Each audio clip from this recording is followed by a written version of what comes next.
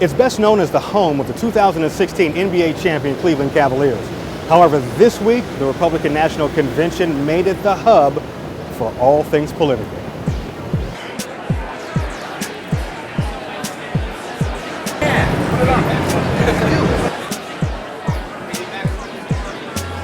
Actually, no, email address is required.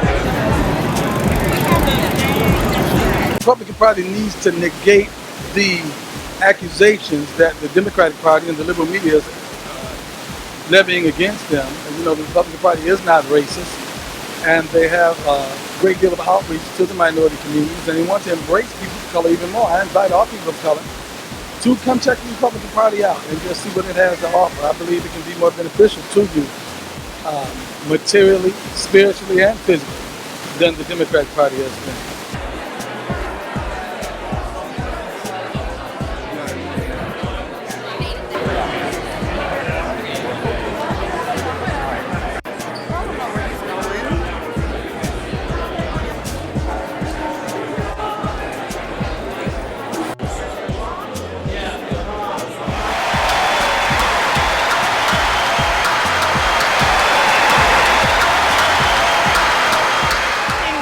When we talk about the Republican Party, it's education, entrepreneurship, and opportunity. And it's those three things that provide growth, opportunity, and prosperity in our community. And this is what this convention is about.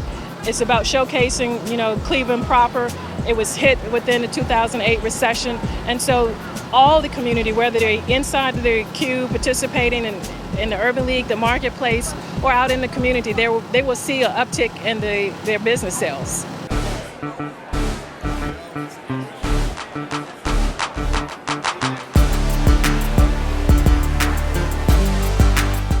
To bring people together to work for the betterment of our country, not for the betterment of other countries. You know what I mean? And still keep the respect and the culture, respect of the other country. Walk in their shoes. Don't try to intimidate, don't try to buy them and intimidate them in person. Understand, respect, R-E-S-P-E-C-T.